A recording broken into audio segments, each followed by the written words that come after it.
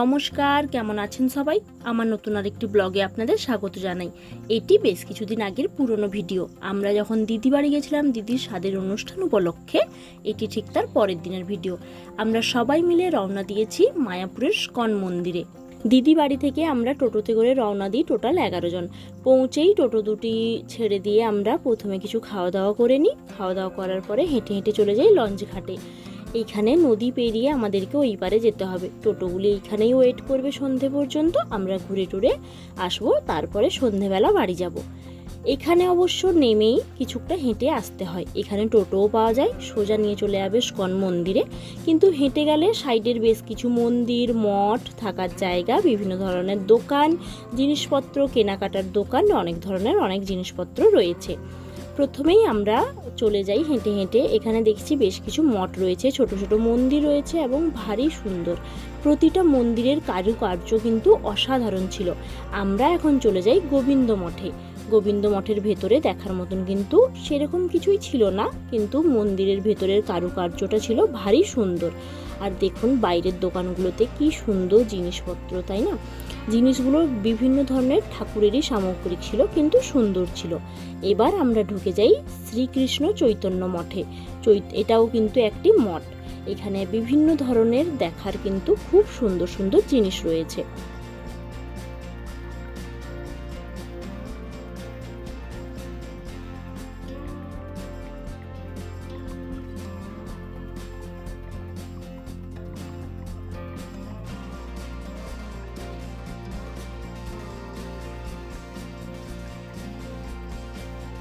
সেখান থেকে বেরিয়ে আসার পরে আমরা চলে যাই শ্রী চৈতন্য ভাগবত মঠ। এটিও হচ্ছে কিন্তু একটি মঠ। ভেতরে দেখার মতো বলতে বিভিন্ন ধরনের ঠাকুর আর মন্দিরের যে কারুকার্য দেখুন কি সুন্দর, তাই না? তারপরে আবার আমরা সেখান থেকেও বেরিয়ে চলে যাই আরেকটি মঠে। এই মঠের যে কারুকার্য, সত্যিই যেন চোখ ফেরানো যাচ্ছে না। আবার এখানে ভেতরে ওই লোটাস টেম্পলের মতন একটা হয়তো মন্দিরই তৈরি হচ্ছে। আর মন্দিরের যে কারুকার্য দেখে যেন চোখ ফেরানো যাচ্ছে না। চলুন এই মন্দিরের ভিতরেও কি কি আছে আপনাদের সাথে একটু ঘুরে দেখি।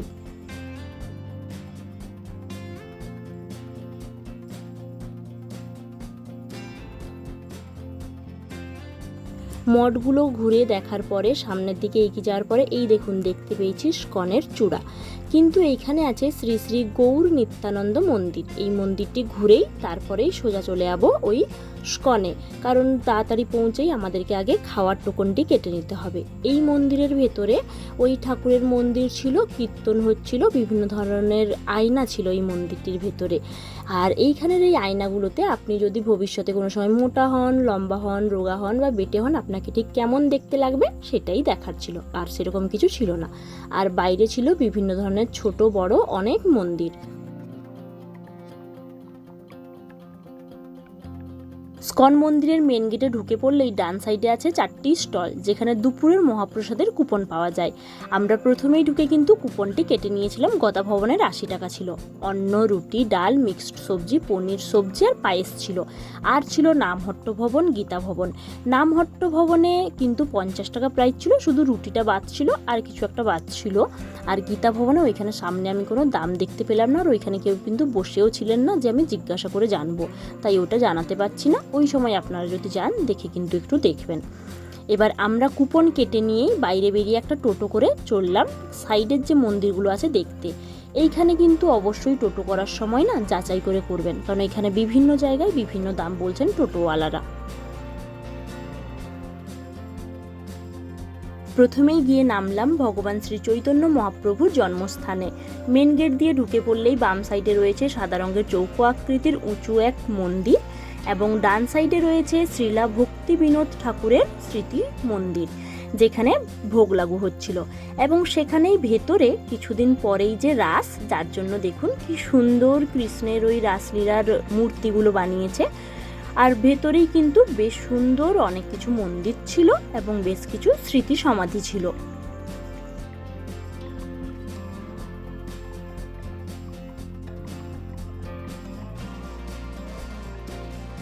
সেকেন্ডে আমরা গিয়ে দেখি শ্রী শ্রী গৌর গদাধর ও শ্রী শ্রী লক্ষ্মী নরসিংহদেবের মন্দির। এখানে ভেতরে ফটো তোলা নিষেধ ছিল, তাই ওখানে ভেতরটা পুরো দেখাতে পারলাম না।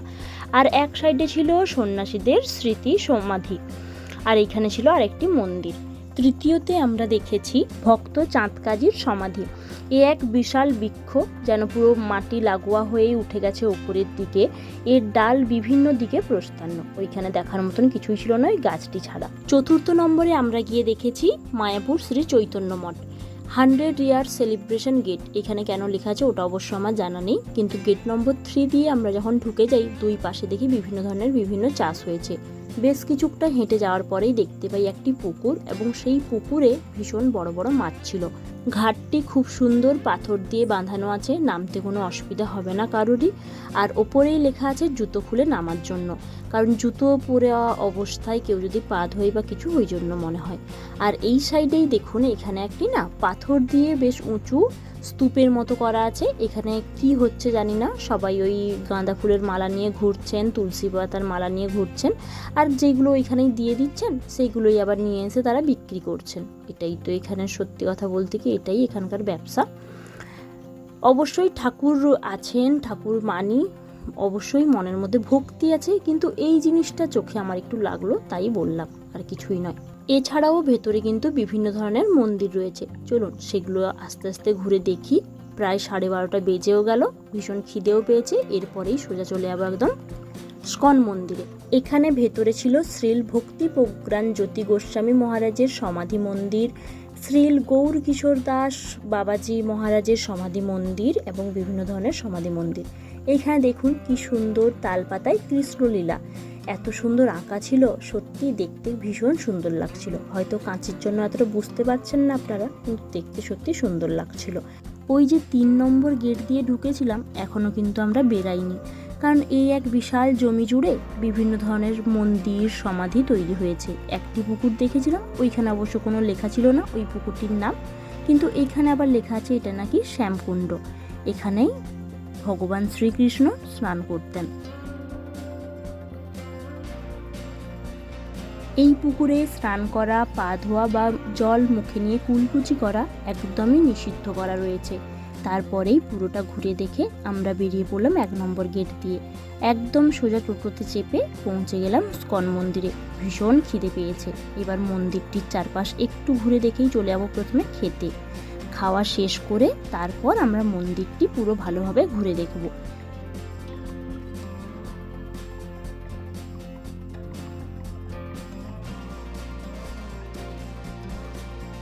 মন্দিরের চারপাশ দেখে যেন প্রাণ জুড়িয়ে যাচ্ছে, কিন্তু এক সমস্যা হচ্ছে এই গদা ভবনটি কোন দিকে ঠিক খুঁজে পাওয়া যাচ্ছে না। আর যাকেই জিজ্ঞাসা করা হচ্ছে ওখানে তো সবাই ঘুরতেই গেছেন আমাদের মতন নতুন, তাই ওনারাও কেউ বলতে পারছেন না। তাই বেশ কিছুটা এগিয়ে গিয়ে আমরা যেখানে কুপন কেটেছিলাম সেইখানে জিজ্ঞাসা করতে ওনারা বলে দিলেন রাস্তা, আর আমরা সেই রাস্তা ধরে যখন হেঁটে হেঁটে যাই প্রায় 400 মিটার মতো কিন্তু আমাদের হাঁটতে হয়েছে লাইন সমেত। এখানে ভেতরে হেঁটে হেঁটে যাওয়ার পরে লাইন ছিল এক অসম্ভব লাইন।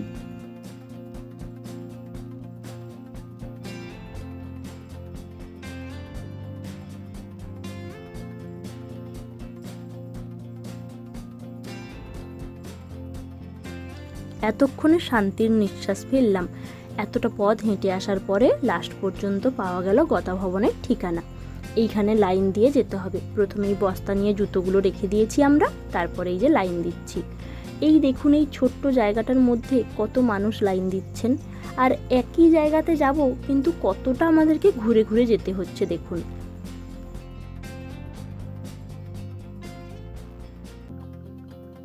আর আমাদের পেছনেও লাইন ছাড়িয়ে এক রাস্তার লাস্ট প্রান্ত পর্যন্ত লাইন কিন্তু চলেই যাচ্ছে। ওনারা যে কখন আসতে পারবেন লাইনের মধ্যে কেই জানে। আর এখন দুপুরও হয়ে গেছে, যার জন্য সবারও তাড়া এই সময়টায় খাওয়ার। 12টা থেকেই মোটামুটি এখানে কিন্তু খাওয়া শুরু হয়ে যায়। অবশেষে পৌঁছে তো গেলাম গদা ভবনে, কিন্তু এখানেও আবার খাওয়ার নিতে হবে লাইন দিয়ে। এখানে নিচে বসার জায়গা করা আছে, আর যারা ওই কোমরের প্রবলেম, হাঁটুর প্রবলেমের জন্য নিচে বসতে পারেন না তাদের জন্য একটি রোতে কিন্তু টেবিল চেয়ার করা রয়েছে, আর না হলে এক বিশাল এলাকা জুড়ে করা রয়েছে নিচে বসার জায়গা। আর ওই থালাটি রাখার জন্য একটু উঁচু জায়গা করা ছিল। আর ভারী সুন্দর, পরিষ্কার পরিচ্ছন্ন, অসাধারণ। আর ছিল ঠান্ডা জলের ব্যবস্থা ওই গ্লাসগুলোতে। গরম গরম ভারী তৃপ্তি ভরে খেলাম। এখানে এই সাইডটাতে ছিল যারা দ্বিতীয়বার নিচ্ছেন তাদের জন্য, এবং অন্য সাইডেই করাই আছে এক্সিট। এখান দিয়েই কিন্তু আমরা বেরিয়ে পড়লাম। পাতাটি ফেলে দিয়ে থালাগুলোকে এখানে জায়গা করাই আছে রেখে দিয়ে হাত ধুয়ে বেরিয়ে যেতে হবে। এখানে থালা টালাও ধুতে হবে না, কিছুই অসুবিধা নেই।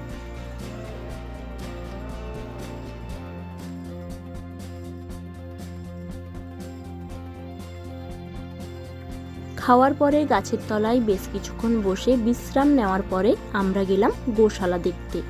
মন্দিরটি ঘুরে দেখলাম বেশ কিছুটা, চোখ প্রাণ যেন জুড়িয়ে যাচ্ছে। তারপরেই আমরা চলে যাই গোশালাতে। গোশালাটা ঘুরে দেখার পরেই যাব কিন্তু মেন স্কন মন্দিরের ভেতরে। চলুন গোশালাটি ঘুরে দেখি কি কি আছে। এখানে তো গোশালা মানে বুঝতেই পারছেন কি রয়েছে, গরু।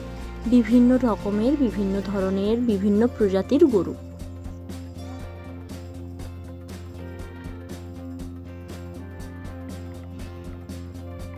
বেশ কয়েকটা সিঁড়ি বেয়ে ওপরে উঠে গেলেই এখানে এক বিশাল এলাকা জুড়ে আলাদা আলাদা প্রজাতির, আলাদা আলাদা জায়গা করেই রাখা রয়েছে বিভিন্ন ধরনের গাই এবং গরু। আর বেশ কিছু ষাঁড়ও কিন্তু আছে। চলুন ঘুরে দেখাই। এখানে কিন্তু সবাই হাত দিয়ে গায়ে হাত বোলাচ্ছে। এখানে কিন্তু একদমই মারছে না বা কিছুই করছে না, কিন্তু স্ট্রিক্টলি বারণ করা রয়েছে কোনো খাবার আপনারা দিতে পারবেন না। এই যে মারও এই গাইটাকে ভীষণ পছন্দ হয়েছে, ভীষণ ভালো লেগেছে। সত্যি চেহারা ছিল অসাধারণ। তাই গায়ে হাত বোলাতে এত শান্তভাবে তারা খাবার খাচ্ছে, এত ভালো লাগছিল দেখতে, অসাধারণ লাগছিল, ভারী লাগছিল সত্যি। আর এখানে দেখুন এক বিশাল শরীরের ষাঁড়। এই দেখলেই তো ভয় লাগবে, কিন্তু অবশ্য গায়ে হাত দিলে কিছুই করছিল না। এই যে ভাইও এখানে কিন্তু গায়ে হাত বোলাচ্ছে। চলুন ওই সাইডটাতে দেখি।